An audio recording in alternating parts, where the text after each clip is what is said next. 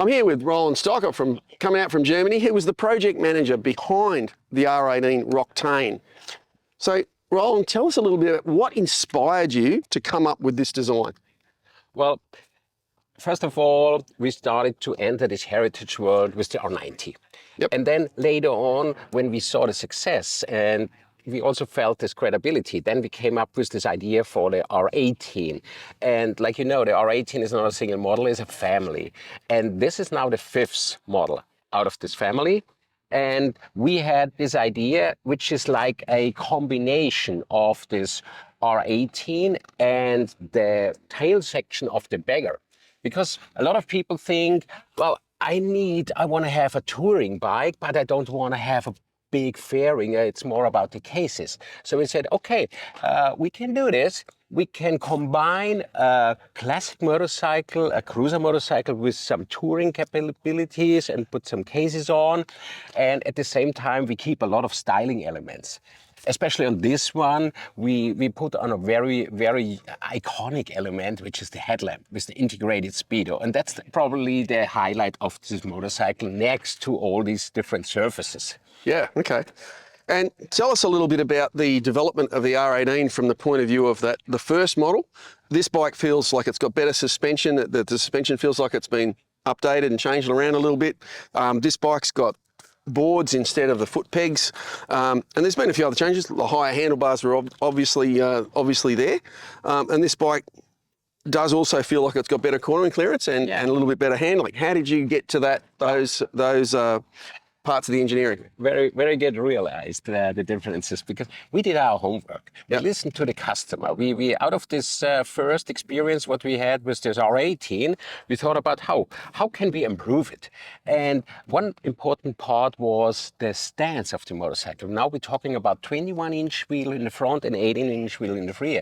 Means also the bike is a little bit higher up, means it ends up in a little bit more of leaning angle, and this little bit of more you really feel. And this is something what we also learned from the feedback what we got so far. Another thing what you mentioned is the comfort. So we made a new seat for this motorcycle and also did some refinement on the rear shock, and this in combination ended up in a more comfortable riding. Fantastic. And so where do you see the future? The R18 platform, it's starting to gain a bit of momentum. It's starting to sell a few bikes. How do you think it's going to be in the future? Is it going to be more heritage, or is it going to go more cruiser? Any ideas at this stage? This is a very good question. And actually the answer will give the customer. We will always listen to the customer, and we will see what the customer wants and how they accept the motorcycle and the concept. And then, of course, we see a lot of custom bikes. And the customization, it's always a very good sign about style and direction, what you should go. And so what we do now is we listen and watch the market very carefully, and then we do our next steps and like the strategy about this R18. Beautiful. Now, last question. Australian roads. We've just done the Putty Road in New South Wales, which a couple of years ago we had some terrible floods, the road's in terrible condition.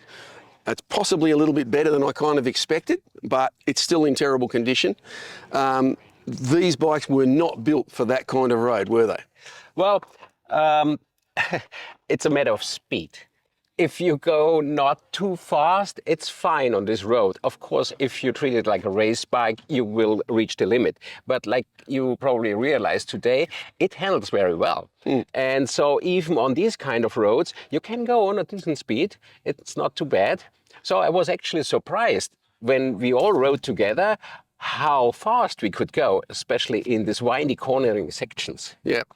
But I mean, when you've got that clean slate, when you're designing a cruiser, you're designing it for better roads than what we're on today, weren't you? Put it this way, you design it for relaxed riding. Yeah, okay. Define relaxed riding. So, but it's not like a fast way of going. But of course, this is not an off-road bike. Yeah. But it can handle some bumpy roads, no problem. Cool. All right, I think that warms us up. Okay. Okay. Beautiful. Thank you.